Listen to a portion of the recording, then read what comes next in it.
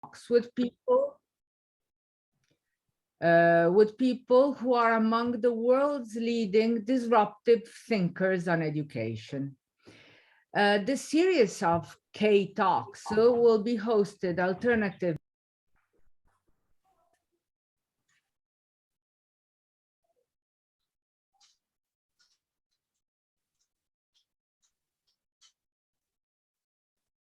Your line is muted, Dolly. Oh, I was muted. So let me start again. Sorry. Yes. I don't know up to which point you heard me.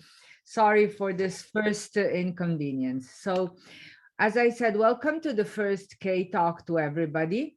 Today is the first of what we hope will become a series of talks with people who are among the world's leading disruptive thinkers on education.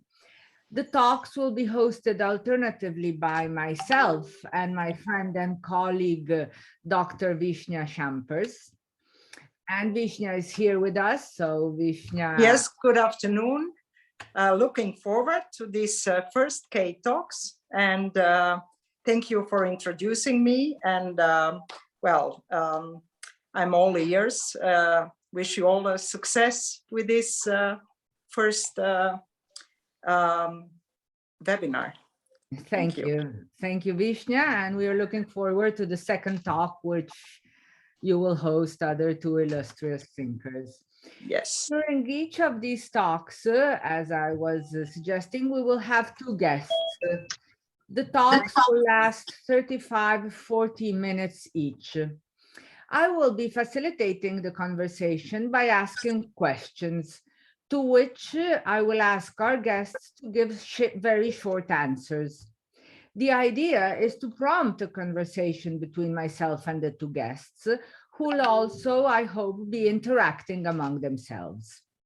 At the end, there will be a 5-minute window to answer some of the questions from the public. And now, let me introduce the two guests and thank them for having kindly accepted to participate in this inaugural talk. The first guest is Mario Molteni. Mario is a full professor of business administration and corporate strategy at the Università Cattolica in Milano.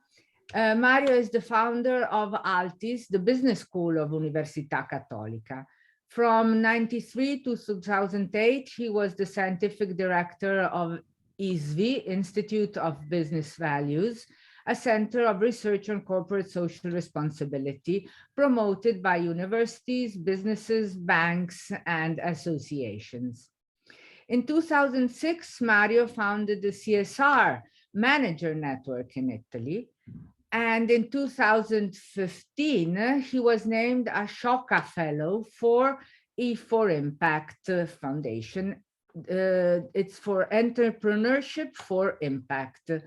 Mario was the only Italian who attended the Global Entrepreneurship Summit in 2015 in Nairobi with President Obama. He's the author of numerous books and scientific articles on corporate strategy, entrepreneurship, corporate social responsibility, and social entrepreneurship. Today, we will talk about Mario and E4Impact. Mario founded E4Impact, which is an initiative developed by the Business School of Università Cattolica, as I said, Altis. The mission of E4Impact is to train a new generation of impact entrepreneurs in Africa. Its vision is to become the leading force for job creation in Africa. E4Impact offers an MBA, which started in Kenya in 2010. Since then, E4Impact has expanded and offers its global MBA for impact entrepreneurship in Ghana, Sierra Leone, Uganda, Cote d'Ivoire, Senegal, Eswatini, Ethiopia, Sudan, Rwanda, Zimbabwe, Cameroon, Mozambique, Democratic Republic of the Congo, Mali, Chad, and Tunisia. While in South Africa, E4Impact has launched the International Certificate in Impact Entrepreneurship. So let me just underline this once more. This first MBA for impact entrepreneurs started in 2010. In 10 years, it has expanded and offers MBA in all the countries I listed. I just wanted to underline how fast this project has expanded. Both the MBA and the Certificate in Impact Entrepreneurship are programs offered in collaboration between Università Cattolica and the local university from the host countries. These programs guide active and aspiring entrepreneurs to start or scale their business, providing them simultaneously with academic and business acceleration experience. Over 2,000 entrepreneurs have graduated from the MBA alone, while over 4,000 students have participated in various other entrepreneurship projects. This is all about Mario, and I think there is so much to talk about. So this was the introduction I really wanted to share with everybody about Mario. Now let me introduce Francisco. Francisco Marmolejo has joined the Qatar Foundation in 2020 as President of Higher Education. From 2012 to 2020, he worked at the World Bank, where he served as the global head of the bank's group on higher education based in Washington, D.C., and later in New Delhi. Previously, he was at the University of Arizona, one of the largest public universities in the US with over 36,000 students from all 50 states and more than 120 countries. He was also academic vice president of the University of the Americas in Mexico and international consultant of the OECD in Paris. Currently, Francisco sits on the board of directors of NAFSA and the editorial board of the Journal of Internationalization of Higher Education. He has received honorary doctorate degrees from his alma mater and the university, which was the University of San Luis Potosi, I'm not sure I'm pronouncing it correctly, and the University of Guadalajara in Mexico. So just a few things about Francisco. Qatar Foundation, a few words about Qatar Foundation and Education City. Qatar Foundation has invested heavily in creating an open hub for knowledge in Qatar by integrating national school and international universities on one single campus. The campus of Education City has more than 12 square kilometers, and it hosts branch campuses of 8 of the world's leading educational institutes: Georgetown University, Northwestern, Cornell, Carnegie Mellon, Texas Agricultural and Mechanical College, Virginia Commonwealth, and the European HEC and University College London. These are the branch campuses of foreign university hosted in Education City, and it also has a homegrown university. Apart from these higher education institutions, there are 13 schools which are part of the pre-university network, and there are a number of other research and community centers. Over 90 nationalities are represented in the student body, which has over 8,000 total students across its universities and schools. So, with this presentation, I wanted to let our public know a few words about our guest today, in order for them to be able not to tell us what can be found on the internet, but to tell us more about themselves. That's why our first talk, as you have read from the invitation, is called People for Impact. So today, with Mario and Francisco, we want to talk about them and how they made an impact. And so the first question I will start with is by asking them, what was your vision, Mario first and Francisco later? What kind of impact did you want to achieve, Mario, when you started E4Impact? How did you start? What was your vision? Well, it's very easy because I didn't have a special vision at the beginning. but I was invited to work with African students at the beginning in Italy. And then I understood that it was too expensive for them to come. It was difficult to host and for them also to leave their families and to stay in Italy. So I understood that it could be very interesting to try to develop a program in Africa. And when I started in 2010, I didn't have any special vision, but only the idea to improve what I tried to do. So the vision, let's say, came up from the experience later. Thank you for your very clear answer. And then, so later I will be able to ask about the impact. Francisco, how did you join Qatar Foundation? Why? What was your vision when you joined, given that there was already so much going on?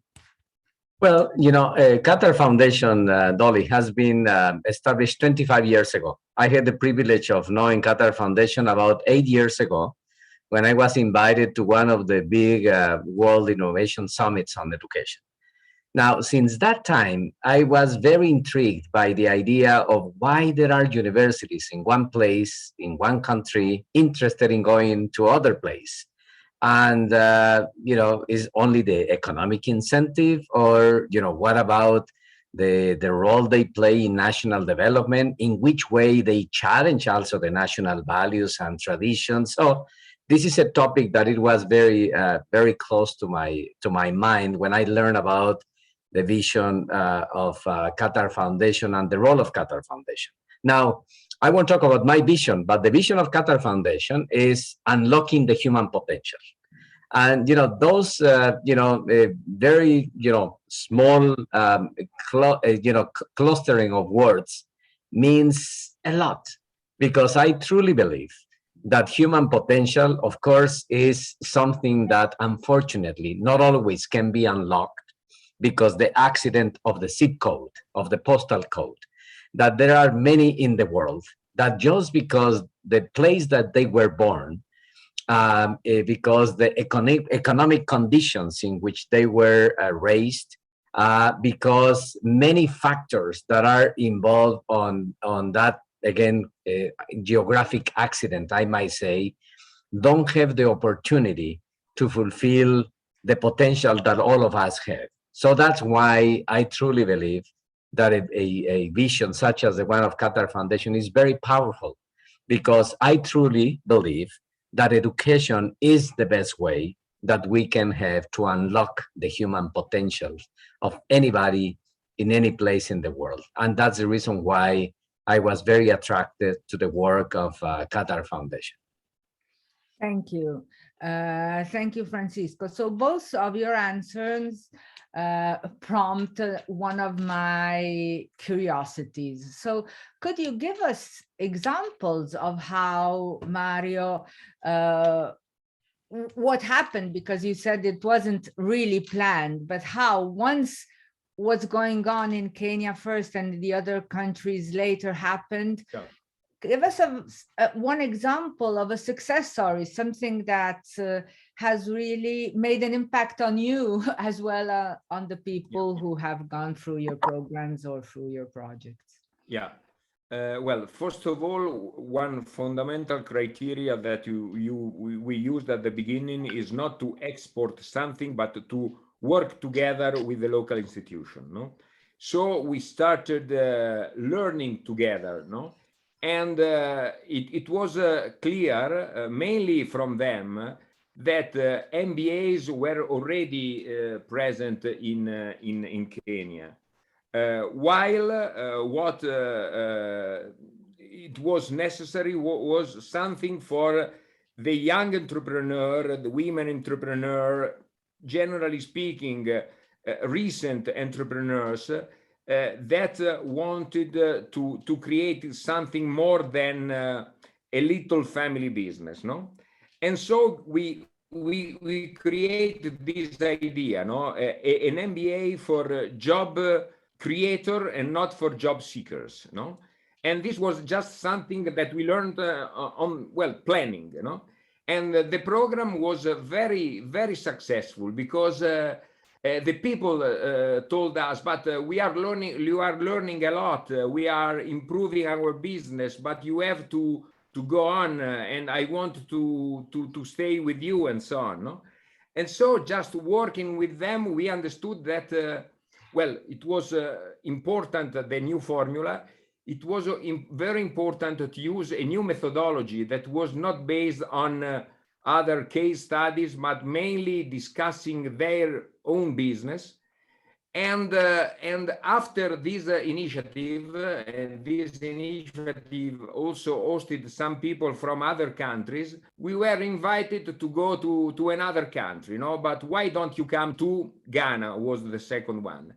And at that moment, we understood that moving from one country to another was also economically speaking, very interesting, because we can have economies of scale in replication, no, in scaling the program.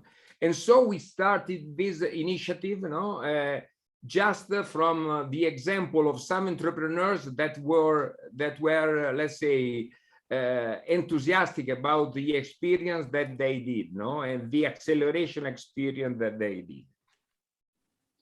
Okay, thank you, and well, I'll ask you now, but can you share a story of an entrepreneur that you helped develop their business, or something that really excited you? Yeah, well, yeah, very quickly, because it was she was one of the first entrepreneurs, no? She was a lady, quite young, but already with some children, the wife of a doctor, of a doctor for eyes, no? And she came for developing a lamp, a solar lamp for families, no? But during the MBA, after 4 or 5 years, a big company, an oil company with all the gasoline stations, launched something similar in a way that, let's say, destroyed her initial idea, no? And so, well, but he was so engaged with the idea to start a business. She spoke with her husband, and she decided to create a clinic for eyes, also learning from Indian experience and so on, in order to be able to give services also to the poor people. And let's say at the end, after other 6 or 7 months, the idea was there. She was able to find money, quite a lot of money, from an US foundation, and she started the business. And after 2 or 3 years, she created the second clinic, and perhaps I think now she has 3 clinics. And well, you see, when you have the opportunity to see that such things happen, well, you are glad, and you find the let's say the strength to go on, no? And that's the idea. Thank you for sharing this story, and I'll ask the same thing to Francisco, because I think that combining what the institutions are doing with the stories of the people whose life they make an impact on is the most exciting part of our work as educators. Yeah, and it's when I was thinking about what Mari was making a point about, I was thinking about the things that we have learned in life, in what it works and what it doesn't work in higher education. I have been very privileged of being in more than 100 countries, visiting many universities in my life, and seeing many things that it looks like history repeats in a way that misery loves company, because we always see again and again the same challenges. When I was working at the World Bank, also interacting with governments, listening to their aspirations, but at the same time about their frustrations and why things don't work, it was also something that also was constantly in my mind, saying, can we do something different? Can we try to innovate? And that's what basically, right now I'm very happy that we are working on. So, for instance, if we have too many universities in one place, in this case, Qatar Foundation, we have 8 universities.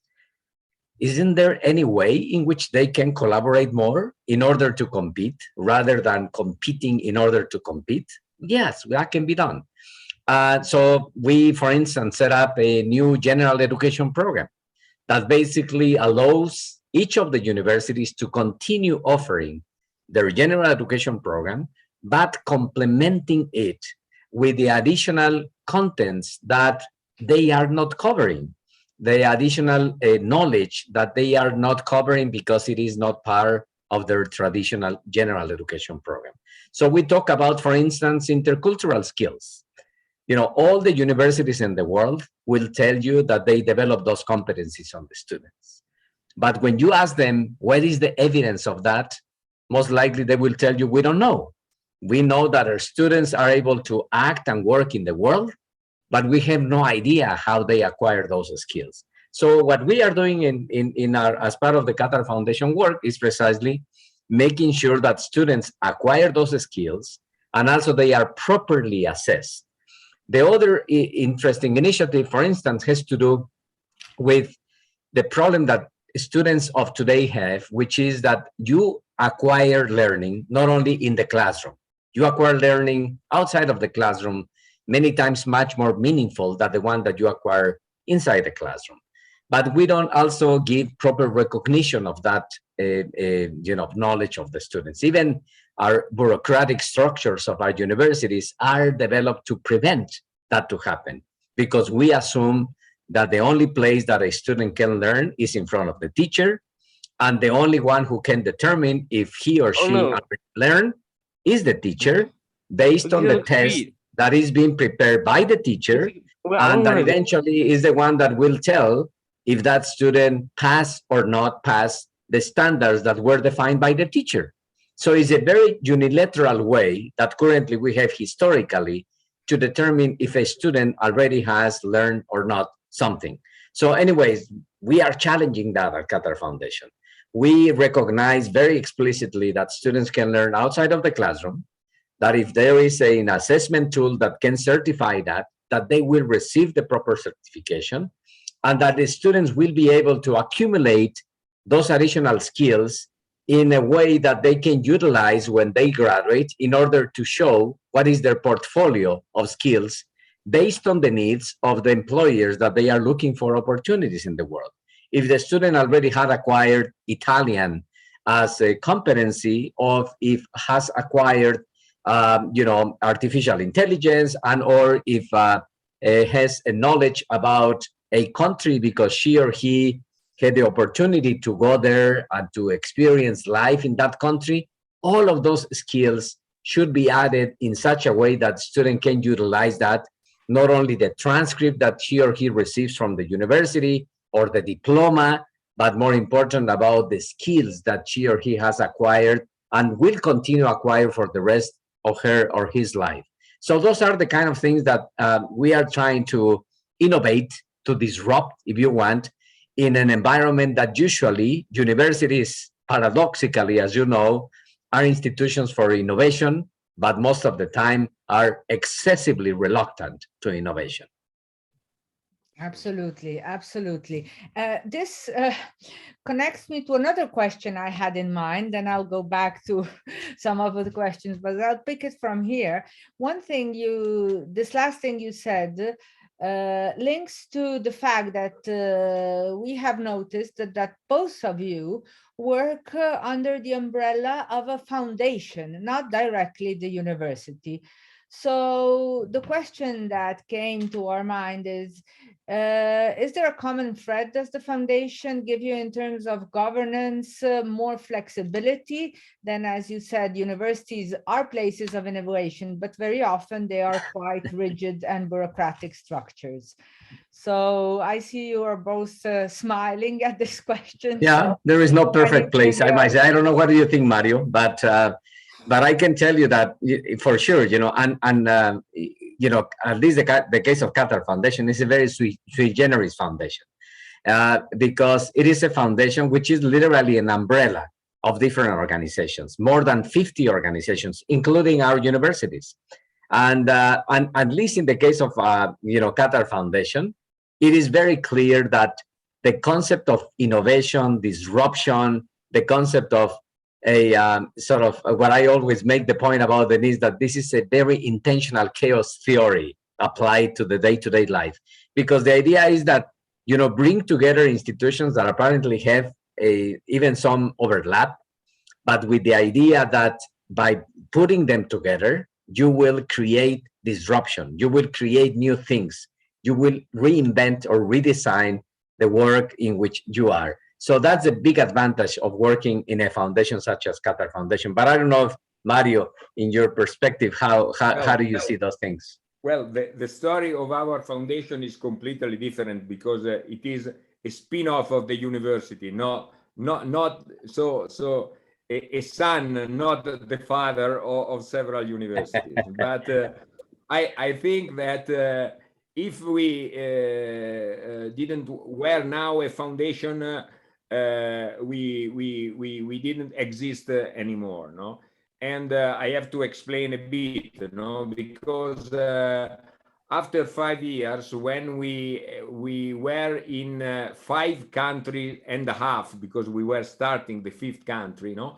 I had the opportunity to speak with a person that is very, very well known in Italy, Letizia Moratti, who just wrote on a newspaper that she wanted to create a fund for Africa. So I had this, I thought, but if she wanted to create a fund, she needs companies, and I am the one who can fill the fund with companies.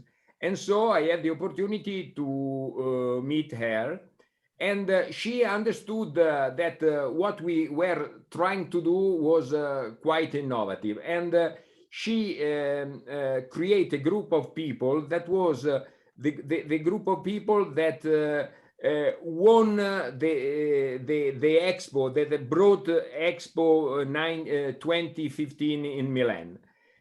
And so with a large group of companies, it was possible for me to go to the rector of the university and say, well, there is the opportunity to create something new, a foundation to boost what we are trying, And well, this was absolutely fundamental for our strategy, because foundation combine 2 things.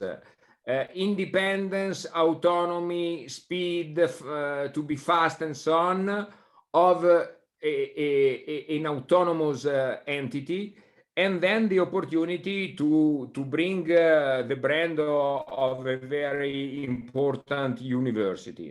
That wasn't so happy to have, for example, to create contract in Sierra Leone, while they are used to do in the main building of the university. And so we have this opportunity to combine the 2 things. And that was the reason why from 2015 to 2022 to now, it was possible to move from 5 to 19 countries and to accelerate our growth. That's very important. So I think that really, without a good governance, is really very, very difficult to be strong in innovation. Thank you. And I think, Dolly, that I think that's a key point of what Mario mentions before. Regardless of the organization, what matters is the governance. I think governance is fundamental. Sound governance, I might say, it is fundamental for any success in any organization, including universities, including departments of universities as well. Yeah, I understand that it's about, I really appreciated also what you, Francisco, said. The umbrella of the foundation in your case is to help universities, which are single entities, prompt this disruptive innovation. That's and right. In Mario's case, in any case, the foundation helped be more flexible in moving around the countries while we do. So, but in both cases, it's the governance that guides the success towards innovation. Sure. I think this is very interesting for a number of our listeners, because a lot of colleagues who work within universities and want to be disruptive and innovative sometimes feel constrained. So the governance is what really helps innovation and disruption happen in our field. I see we are almost running out of time, because we said it will be 35, 40 minutes with the questions. So I'll put to you two a last question, and then I'll open to the public for 2 or 3 questions to wrap up our conversation. So I do not want to imply anything with my last question, but I would like to ask you, when you retire, what do you wish people to say about your legacy? So I'm not implying that you have to retire, but when this happens in many years' time, what do you wish people to say about your work, your legacy, the impact you have done in your... So Mario, and you want to start? Do you want to start? Well, you know, well, it's Go ahead, Mario. No, well, first of all, I think that the main problem is to prepare that moment, no? So to delegate, to give power, to find collaborators that are smarter than you, that are able to develop things, is the crucial topic that I have to follow, no? So it was also my experience in the previous organization, no? So the moment in which I go for well, I will retire, the main things is to have a team, an entrepreneurial team, able to go on without me with any problem. That's very important. And the other thing is that our vision, not to really to support entrepreneurs and to help their life, it must be the purpose of the organization, and it must stay, no? Because it's very easy to move from the original purpose to, let's say, the idea of growth, the idea of survival, the idea of being recognized for. So other ideas that are connected to the main one, but sometimes they could become more important than the main one. And the legacy could be, please don't forget the reason why we started working for that. Thank you, Mario. You know, in my case, this is a question that is becoming more recurrent because my age. So I never thought about that in the past, but more and more I have to think about it. If I chat about that with my wife, she will tell me that I will never retire, and so that might be a potential challenge, right? But no, you know, I think I would love to be remembered, if you want, as a guy who had a lot of fun, who never worked, because I enjoyed so much my work that I don't think that that I ever had work, because I truly enjoy what I do. I'm a dreamer because I truly believe in the value of education as the most important tool for enabling individuals and societies towards a better life. And if I had been able to achieve anything on that, then I will feel satisfied. So let me tell you something, Dolly. When I was 16 years old, and I was looking on my computer, and I found it here. When I was 16 years old, a teacher in my university, at that time I was in high school, asked me to write a piece of paper saying, what is my ideal in life? And believe it or not, by accident, I saved that piece of paper, and I found it about 5 years ago. So again, 16 years old, which means 45 years ago, I wrote this, my ideal. Llegar a ser un positivo agente de cambio, being able to be a positive agent of change.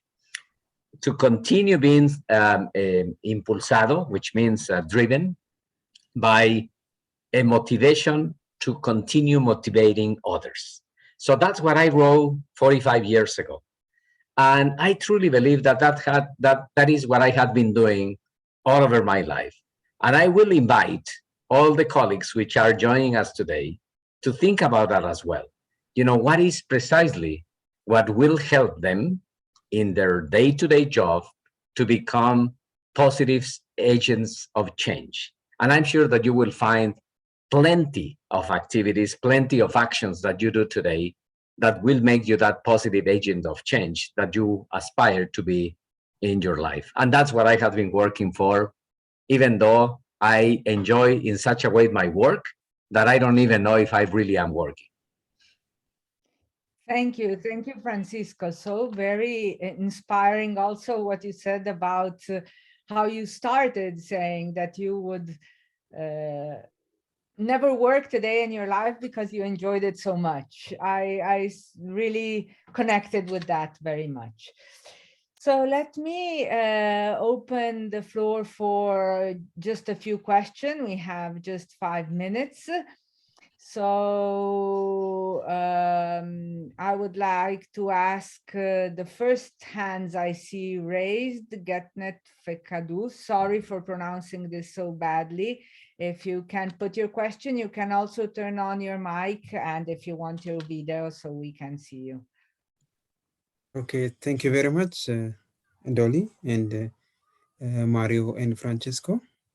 I am Getnet Fekadu from Haramaya University. My question is, this Impact Foundation, it is doing very good work in Ethiopia.